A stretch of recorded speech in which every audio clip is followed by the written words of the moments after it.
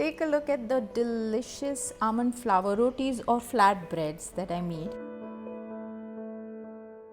Hi guys, I'm Sonal and welcome to my channel. Today I'm sharing the recipe of an almond roti or an almond flour flatbread with you. So I have already shared the recipe of a coconut flour one, and that is a solid recipe. It comes out perfect and you can see in the comments too. I'm going to share the link on the screen as well as in the description, and you can check out in the comments that most people will have success with that recipe, and you want that kind of a recipe, right? So that's a great recipe. The reason to make the almond flour one is that a lot of people are allergic to coconut or allergic to tree nuts, and people do write that in the comments. I just wanted to give you this option too.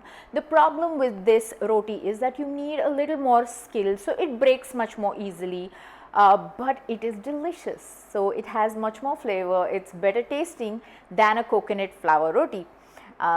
That's the reason we would make it like that, otherwise we just wouldn't, right? Let's go ahead and make this recipe. I'm going to give you a couple of tips on how to make these rotis successfully. We've taken 1 cup of almond flour which I have strained so that we don't have lumps in it. To that I've added 1 tablespoon of psyllium husk for now. I'm going to be adding a little more later, so I've added 1/4 teaspoon of salt. So you flavor it, you can give any other seasonings or flavorings that you like. Half a teaspoon of olive oil, 1/4 teaspoon of baking powder. You can just leave this out if you don't want to add that. And I have half a cup of warm water here. So here you want to get an idea of how much water your dough needs. So I have taken about half cup of water, but I don't use the whole of it. Also, all the ingredients are different, so your kitchen may have different kind or different brand ingredients, and sometimes some psyllium husk will take in more water, some coconut flour is different, some is ground thick. And that's the reason I tell you to kind of, when you're making, estimate how much water you will require. The other thing is, when you're making these kind of flatbreads, you want to make sure that your almond flour or coconut flour is the best quality. So it should be ground really fine, and this should be blanched almond flour. Otherwise you will not get that kind of an effect, or you won't get that kind of a product. So you can't grind it at home and use it, unfortunately.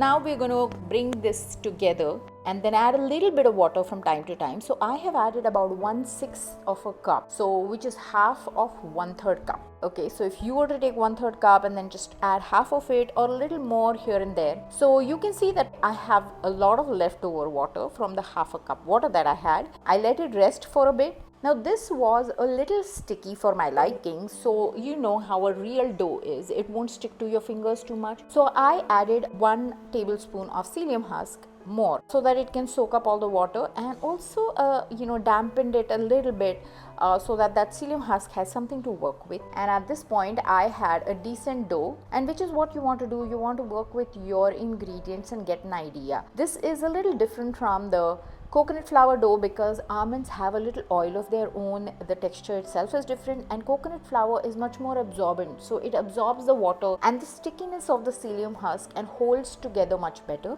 I wanted to give you guys a few tips. So you want to make sure that your roti isn't too thin. The coconut flour one will roll out thinner than this one.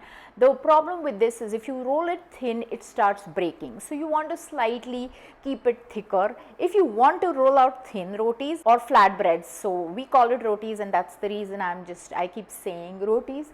So if you want to roll them out thinner, then you might want to increase the quantity of psyllium husk, which a lot of us sometimes do not like.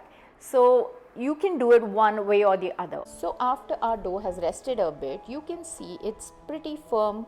It will hold well. You want to get an idea of, if you were to roll it out, is it going to work? And I have made 4 parts of it, and I'm going to roll it out between 2 silicone mats. You can use parchment paper, you can use whatever you have. I always leave links to these mats because I love them, and as a keto cook you cannot do without them, is what I. Now I have rolled it out and also cut it with a lid. So you can see I have made them really thin, but I'm kind of used to making rotis, and that's the reason I have done that. You guys need to roll them a little thicker because almond flour rotis have a tendency to break. So you don't want to do what I did, you want to roll it a little thicker. So I made 4 parts, but I got greedy and I landed up making like 8 rotis or flatbread, and that's the reason it looks thin. But I think you should make maybe 4 to 5 out of this. And you can see how pretty they look. You don't want to cook them too much, you just want to roast them to the color that you like.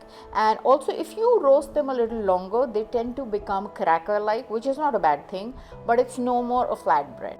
I'm going to try another version and share it with you soon. So I got about, like I said, 8 rotis or so. I hope you guys have liked this recipe. Will try it out. Let me know in the comments section how it turned out for you. Click the like button, subscribe to my channel, click the notification bell. All of this is free. And thanks for watching. Bye.